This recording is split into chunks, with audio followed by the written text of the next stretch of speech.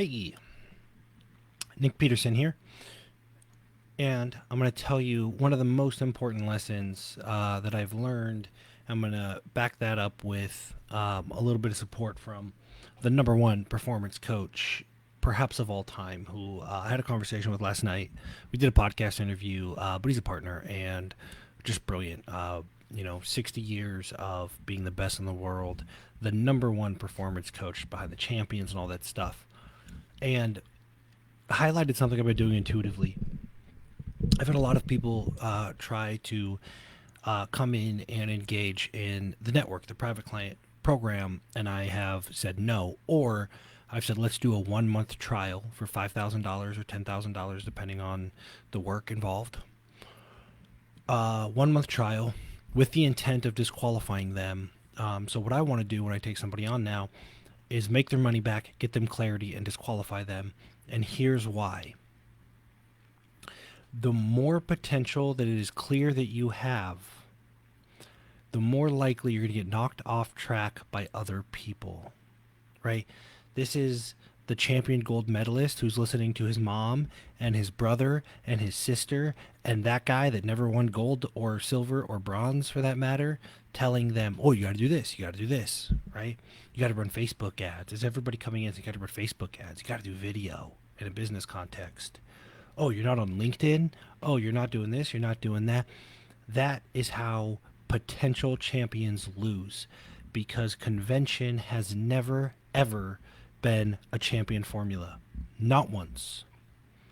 Right? So when people come in and they say to these high performing business owners, I see their potential and I want to unlock it, I don't want to work with them until I know for a fact they can tune out all the other people that are trying to get them to follow what is conventional.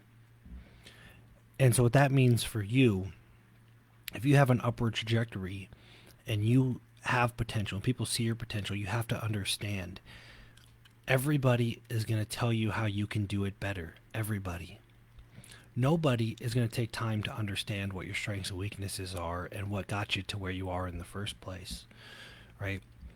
And it kills me. There's nothing worse than, in my opinion, than taking on somebody that has an exponential, like just a ceiling that is so high it's terrifying, and them listening to everybody and everybody's mom about what the conventional thing to do is. It is the champion killer. If you are on, you think you're gonna be innovative and create this company and do all this stuff, you got to Elon Musk it, and you got to kind of tell everybody else F off, because what you're telling me to do is conventional, and conventional has never won a championship. Period. That's not what winners do, right? Jeff Bezos, unconventional. Elon Musk, unconventional. Every Olympic gold medalist, unconventional. Like, we have to understand that. So my biggest concern with people that have this infinite potential is that the second they come in, we can get them clear on the few things that matter. Because when you're that gifted, you only really have to do one or two things right. The trick is not trying to do everything that everybody else is trying to convince you to do. So the risk is, for example, if you had a bunch of potential and I said, yeah, sure, come on as a client, all the noise out there is what is going to trip you up. And frankly, I have no interest in convincing people not to listen to other people. Like, you want to listen to other people, that's fine. But what I see over and over is that we have a straight path because somebody has a gift, they have an audience, they have a skill, they have this motivation, and what buries them, what knocks them off course, the reason they blow themselves up is because this person says, oh, you got to do high ticket sales. And this person says to the Olympic athlete, ooh, you got to, rotate your foot 3 degrees this way on every single step. And it creates this mindset that is just a doom loop of overthinking and perfectionism and trying to do everything when you would win. You would reach all of your goals, win the championship, accomplish everything you want to accomplish if these one or two things go right, and that's it. And what you have is thousands of people that have never accomplished anything or have not accomplished what you want to accomplish, or maybe did so by fluke, which is it's totally like good for them, trying to take your eye off that ball, the one or two things that matter. And so, the reason, to answer the question of the video, the reason that I disqualify people really hard now that want to work together, especially if I see that they have potential, is the second they get some movement and the second they get some attention, thousands of people are going to come out of nowhere with no experience, background, or context and start trying to consult them on how to do better. And it's going to blow them up. And frankly, I just don't have interest in trying to convince them to not listen to other people. If they want to listen to other people, that's fine. But it is the gifted, it is the people that have the highest potential, that are at the highest risk because of their potential. Everybody wants to ride their coattails. Everybody wants to be the one to push them over the top, right? And send them into create that quantum leap and take credit for it. So, all that to say, understand that if you want to be great, only a few things have to matter, and you need to have a coach, a consultant, a quarterman, a partner, whatever, that keeps you focused on just those one or two things. It's not about giving you more shit to do. More shit to do increases the risk that you fail. More stuff to think about takes your eyes off of the one or two things that really matter, right? Convention has never been, will never be the way to be top 1%. By definition, top 1% is not conventional.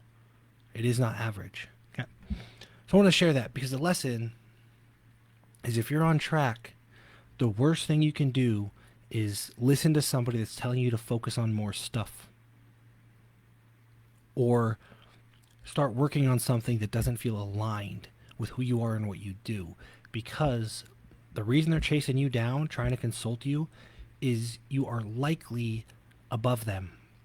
They are trying to pull themselves up. And what happens naturally, and it's just the way it goes, it's the regression toward the mean, the law of averages. If they are pulling themselves up, they are inevitably pulling you down. You're going to meet somewhere in the middle, right? So, if your trajectory is upward, be very, very careful of the people that are coming in saying, oh, you should do this to your website, and these branding colors need to match this, and you should totally eat this way instead of that way. All this unsolicited advice is people trying to pull themselves up. And because of the law of averages, because of regression toward the mean, if somebody is using you to pull themselves up, they have to be pulling you down. You're going to meet in the middle.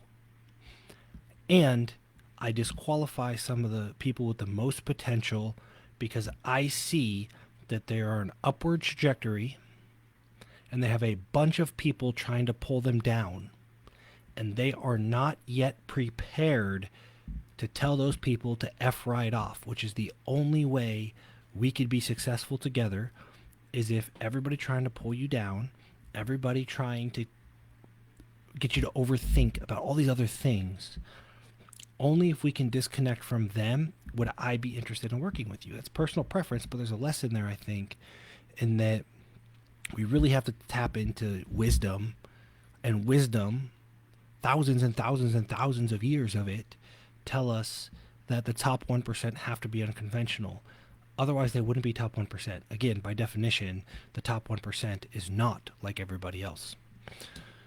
Thought I would share that because we talked about it last night on a podcast, Preeminence Unleashed, great podcast. But that's it. Choose what you want. Choose one or two trusted resources that you can seek counsel from, that have water under the bridge, that have some perspective, and understand that overwhelm is the greatest enemy of a high performer. They already are a high performer. All they have to do, if you ever watch Ford versus Ferrari, they're the highest performing vehicles on the road in a long-term race. The whole game is to not blow the engine up. Perform the best you can without blowing the engine up. And basically, the last car that does not blow their engine up wins. That's how high performance is different than regular performers, right? The risk is blowing up. When you're a high performer, the risk is blowing up. And most people aren't considering that because they're not high performers. They've never actually been at risk of blowing themselves up. So their counsel to you, their advice to you is as if you are a regular person. And if you want to be a regular person, that's great. Be conventional. You want to be great, be unconventional. That's all I got.